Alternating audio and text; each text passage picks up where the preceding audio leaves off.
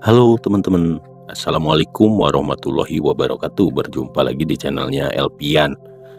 Ya teman-teman, mengenai kekuatan pikiran dan juga law of attraction ataupun hukum dari tarik menarik atau hukum dari ketertarikan. Nah, ini menarik sekali untuk kita bahas, untuk kita pelajari lebih dalam lagi, karena ini memang benar-benar sangat bisa membantu membuat hidup teman-teman lebih beruntung dan juga lebih baik.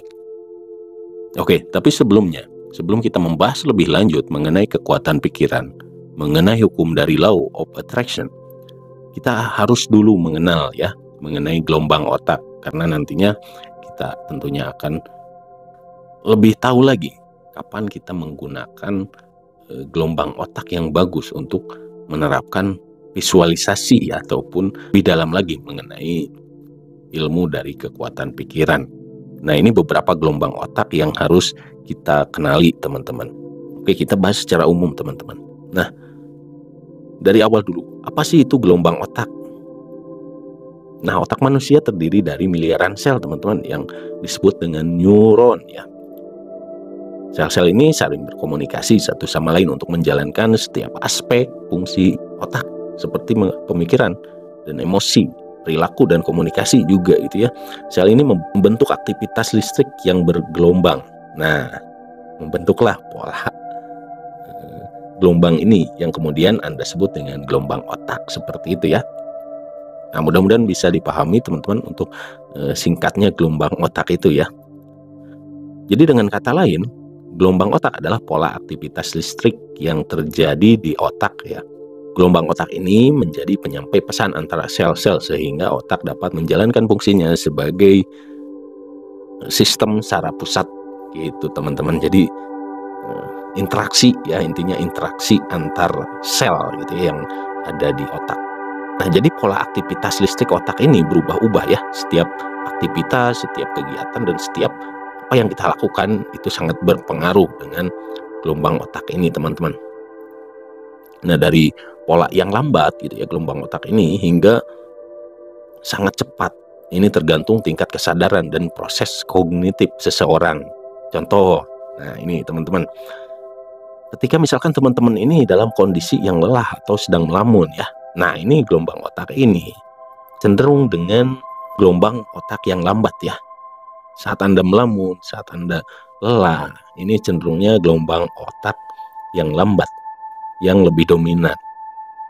Tapi misalkan saat Anda dalam memecahkan masalah, dalam aktivitas yang lebih tinggi lagi, ini gelombang otaknya pun berubah teman-teman. Yang lebih dominan adalah gelombang otak yang lebih cepat, seperti itu ya.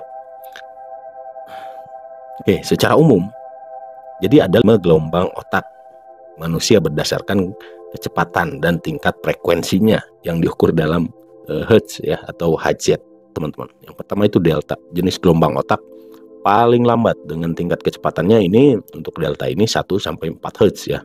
Gelombang ini muncul pada tahap ketiga dan keempat ya, saat tidur teman-teman. Jadi delta ini dominan saat Anda tidur nyenyak tanpa mimpi, saat Anda benar-benar rileks, atau ketika meditasi pun yang dominan adalah delta ya. Dan para ahli meyakini bahwa proses penyembuhan dan regenerasi sel dirangsang ketika otak sebagian besar memproduksi jenis delta.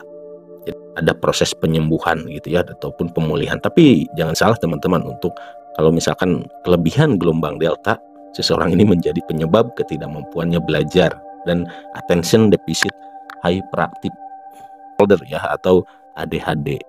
Selain itu juga ya, tidur berjalan dan mengigau pun itu dampak dari kebanyakannya dari gelombang delta yang terlalu dominan. Nah, dengan kecepatan 4-8 Hz, ini yang disebut dengan theta ya, gelombang otak theta. Ini dominan saat Anda tidur ringan atau saat Anda mengantuk ketika relaksasi. Nah, ini theta yang memasuki gelombang otak theta. Gelombang otak ini dianggap dianggap berguna ya untuk hipnoterapi. Lakukan hipnoterapi ini menggunakan gelombang otak theta, karena otak mungkin sangat reseptif ya selama theta mendominasi, seperti itu teman-teman. Dan yang ketiga ada gelombang alfa ya. Gelombang otak alfa ini berkisar di 8-12 Hz. mendominasi saat Anda terjaga tetapi tidak melakukan aktivitas apapun. Seperti ketika bersantai, bangun tidur sebelum Anda tidur, atau saat Anda melamun. Nah, ini lebih dominan dengan gelombang otak alfa ya. Jadi di kecepatan frekuensinya untuk alfa ini 8 sampai 12 Hz. Keempat, dengan gelombang beta ya, jenis gelombang otak dengan kecepatan 12 sampai 38 Hz, teman-teman. Gelombang ini mendominasi saat Anda dalam kesadaran penuh. Untuk beta ini jadi dalam kehidupan sehari-hari, dalam aktivitas keseharian Anda adalah yang mendominasi adalah gelombang otak beta ya. Misalkan saat Anda memecahkan masalah, saat Anda mengambil keputusan, itu gelombang otak beta yang mendominasi dengan kecepatan 12 sampai 38 Hz. Gelombang ini lebih sering muncul pada siang hari ya. Dan sebagian besar saat Anda terjaga, saat Anda terbangun ini lebih dominan dengan gelombang beta. Ada gelombang yang kelima, ini gelombang dengan kecepatan paling tinggi ya, dan frekuensi paling tinggi teman-teman, dengan 30 sampai 100 Hz. Dan ini diberi nama dengan gelombang gamma. Gelombang gamma ya. Gelombang otak ini mendominasi saat Anda berada pada konsentrasi sangat penuh, teman-teman. Teman-teman dalam kondisi sangat penuh, kesadaran Anda sangat penuh, ini lebih ke gelombang otak gamma yang mendominasi ya. Itu gelombang gamma ya. Gelombang ini terkait dengan pemrosesan memori, teman-teman, bahasa, pembentukan ide, dan pembelajaran. Nah, ini juga berkaitan dengan IQ yang tinggi ya, gelombang gamma ini. Nah, itulah 5 gelombang otak yang memang secara umum perlu kita ketahui. Sebelum kita lebih mendalami lagi, lebih fokuskan lagi untuk pembahasan mengenai kekuatan pikiran dan juga dengan law of attraction gitu ya. Setelah paham ini, kedepannya kita akan terus membahas ya mengenai kekuatan pikiran, karena pikiran ini mengandung energi magnetik, teman-teman, yang bisa menarik apapun ke dalam hidup kita.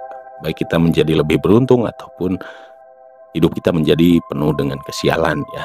Makanya perlu banget, sangat penting kita mengetahui tentang kekuatan pikiran dan juga law of attraction.